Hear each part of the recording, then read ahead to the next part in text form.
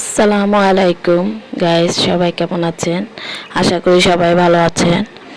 এই যে দেখতেছেন, আমি একটা ভিডিও আপনাদের সাথে শেয়ার করতে আসছি। এটা হচ্ছে সীতাকুণ্ড পাহাড়ের আরেকটা পার্ট। আমরা অনেকেই মনে আনন্দের জন্য ঘোরাঘুরি পছন্দ করি, এমনকি ফ্যামিলির সাথেও ঘোরাঘুরিটা করলে আরও ভালো লাগে। তেমনই মন, শরীর সব ভালো রাখার জন্য এরকম একটু ঘোরার প্রয়োজন। সীতাকুণ্ড পাহাড়ে এই যে খোলা আকাশ, সবুজ গাছপালার নিচে প্রাণ ভরে নিঃশ্বাস নিতে অনেক ভালো লাগে। অনেকে দেখতেছেন একটি লাঠি হাতে, এই লাঠির সাহায্যে সবাই উপরে উঠতেছে, পাহাড়ের উপরে উঠতেছে। আসলে বয়স হয়ে গেলে যেমন লাঠির প্রয়োজন, তেমন এরকম সুন্দর সুন্দর পাহাড়গুলোতে উঠতে হলে আপনার হাতে একটি করে লাঠির প্রয়োজন হবে, কেননা তখন লাঠিটাই আপনার একমাত্র ভরসা হয়ে যায়। চারপাশে অনেক সুন্দর একটা দৃশ্য। আসলে যারা দেখেননি তারা আমার এই ভিডিওটা দেখতে পারেন, যারা যান নাই অনেক বড় মিস করছেন। আসলে এত সুন্দর জায়গা মিস করাই কথা না।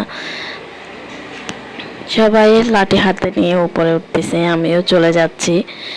আশেপাশে আমি আপনাদেরকে কিছু ভিডিও দেখাচ্ছি। দেখুন চারপাশে অনেক সুন্দর জায়গাগুলো, কত বড় বড় গাছপালা। এসব জায়গাগুলোতে মানুষ টাকা পয়সা খরচ করে শুধু মনের একটু শান্তি প্রশান্তির জন্য তারা যায়। এত বিশাল বড় জায়গাটা, অনেক মানুষ এখানের ভিড়। আসলে এত সুন্দর প্রকৃতি দেখে কেউ কি থাকতে পারে? কি সুন্দর দেখতে, অপরূপ সৌন্দর্য, প্রাণ ভরে নিঃশ্বাস নিচ্ছি। এত ভালো লাগে আমার এই দৃশ্যটা দেখে, কি বলবো। অপরূপ সৌন্দর্য এই পৃথিবীটা আল্লাহ তাআলা বানিয়েছেন শুধুমাত্র বান্দাদের ভালোর জন্য, একটু আনন্দের জন্য, একটু মনটা ভালো থাকে তার জন্য সবাই এই দৃশ্যটাকে ভালোবাসে। আর একটু খোলামেলা জায়গায় যেতে সবাই ভালো পছন্দ করে। সবসময় ঘরে থাকা কি সম্ভব হয়? হয় না। তাই একটু মনের আনন্দের জন্য একটু ঘোরা প্রয়োজন। এই সীতাকুণ্ড পাহাড়টা কিন্তু অনেক সুন্দর। আমি এই ফার্স্ট কখনো যাইনি, এই ফার্স্ট গিয়ে বুঝলাম।